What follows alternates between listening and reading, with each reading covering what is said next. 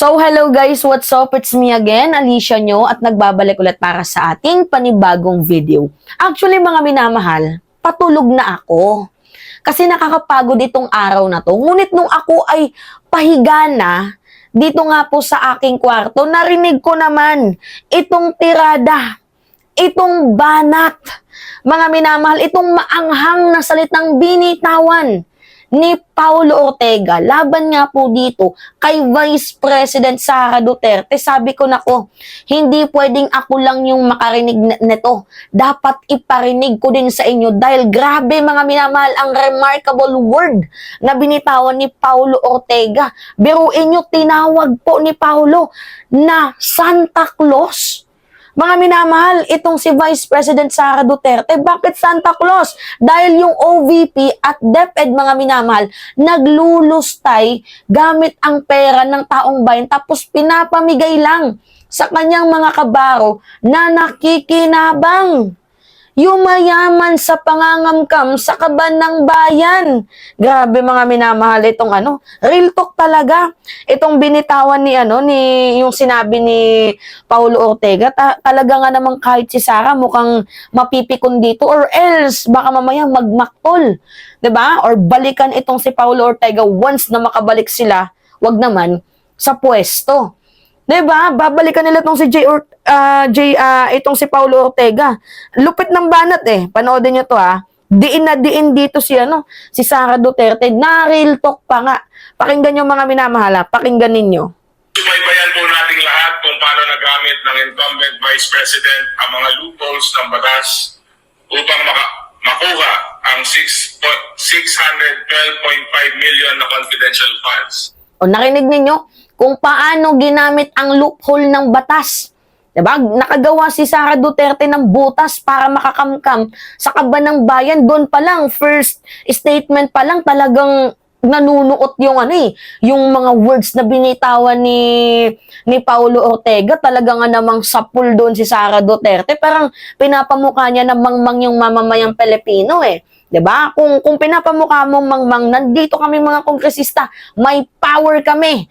I-oversight function yung pinaggastahan mo. Tindi talaga ng banat ni Paulo Ortega. Continue tayo. Dalawang Pasko ang lumipas na nalustay niya at kasabot niya ang pera ng bayan. Oh, Para siyang Santa Claus ng OVP at DepEd na namimigay ng pera na pinaghirapan ng taong bayan. ang kapal. 'Di ba? Para siyang Santa Claus ng OVP at DepEd. Yung pera ng taong bayan, yun yung pinamimigay niya. Kapal mo naman, VP Sara. Sobrang kapal naman ng pagmumukha mo. Paano mo nagagawa yun? Betrayal of public trust to, mga minamahal. Pasok din to sa plunder. Yung plunder sa 50 million. Kay Sara Duterte, sobra-sobra na. Grabe, nakakaloko na to, mga minamahal. Diba? Continue tayo. Ang daming message. Ano ba naman yan? Pero hindi pinapamigay. Mukhang binubulsa pa. In short, yumayaman si VP Sara at ang kanyang kasamahan. Habang marami pa ang kumakapit pa rin sa kataling. Narinig nyo yun? Narinig nyo yun, mga minamahal? In short, binubulsa pa nga ang iba. In short, yumayaman si Sara Duterte sa pangangamkam, sa kaban ng bayan. Grabing terat. Real talk to, mga minamahal. Baka mamaya makita na natin itong si Sara Duterte kung hindi nagmumura, nagmamaktol na yan, naglulupasay na yan. 'Di ba? Tapos sasabihan ninyo, Sara Astig. Di will.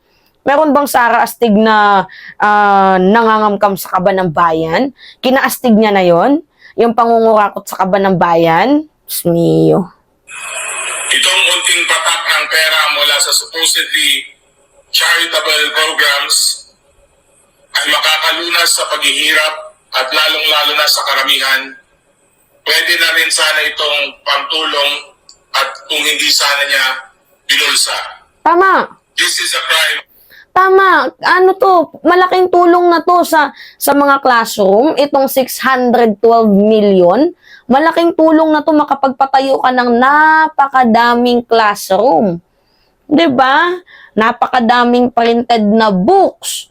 Sobrang laking tulong na to kung hindi lamang sana ibinulsa di umano ni Vice President Sara Duterte. Pero naniniwala sila na kinamkam ni Sara Duterte ang pera ng kaban ng bayan kasi hindi niya nga maipaliwanag. May nakitang 4,000 acknowledgement receipt. Tapos 405 sa mga pumirma doon, halos walang PSA, no record or of birth certificate, no record of death, marriage, or even marriage. Walang record. So, grabe. Continue tayo. The highest order. This is not only a culpable violation of the Constitution, but a betrayal of the trust of the people that had been given to her. Tama. Oo, kasi si Sara Duterte binoto ng 32 million na mga Pilipino. So, binoto ka, malaki yung tiwala namin sa'yo.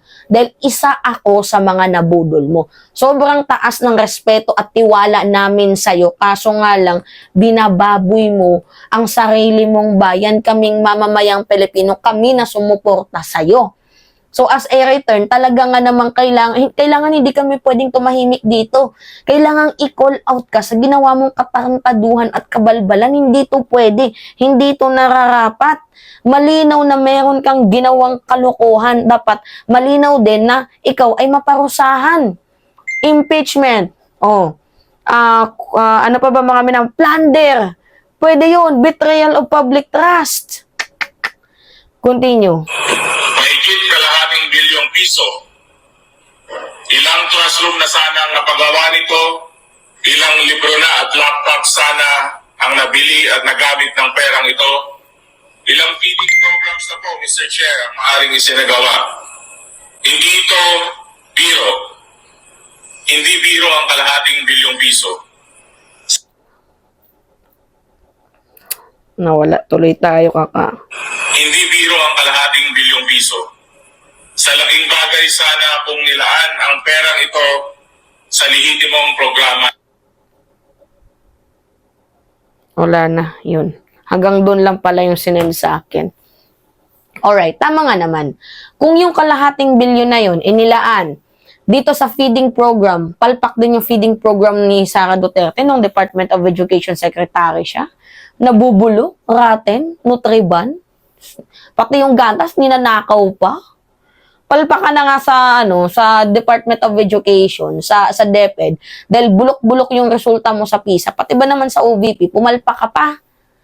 Di ba? O ipaliwanag mo yung 16 million safe houses, yung 10 million travel expenses within 11 days. Di ba? Yung mga pumirma, nakakaloka mga minamahal. Malinaw na talagang mayroong panlulokong ginawa si Sara Duterte. Ipaliwanag mo kung confidential ba yung mga tables and chairs na binili mo. Kasi when you say confidential, dapat nag-gather yan ng intelligence information.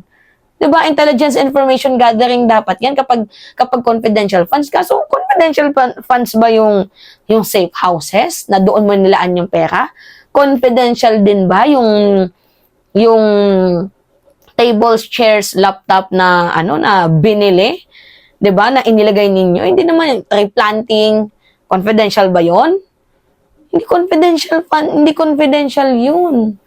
'Di ba? Malinaw na mayroon kang ginawang panluloko, ayaw mo lang talaga maamin. Kaya ang ginagawa mo, nagmamaktol-maktulan ka, naggagalit-galitan ka. Alam na namin 'yan. Yung mga pautot mo, VP, alam na namin 'yan. Tama na, VP. Alam na namin yan. Kabisado ka na namin, BP. Ha? Tapos sasabihan astig? Meron bang astig na iyakin? Meron bang astig na manloloko? Baka astig sa kapal ng muka. Baka doon siguro astig. Itong si Sara Duterte. Diba? Alright, mga minamahal. Pahingi lang po ako ng konting likes. Likes nyo lang tong video na to. Tapos mag-comment na din kayo, para mabasa ko yung kung ano yung nasa loob ninyo, yung opinion ninyo, kasi hindi naman po tayo lahat-lahat ay para-paras ng opinion. So, gusto ko ding malaman yung thought ninyo. Ano yung masasabi nyo dito kay Paulo Ortega? So, again, comment kayo ha, tapos i-share nyo na din yung video na to. It's me again, Alicia nyo, at nagbabalik ulit para sa ating panibagong video.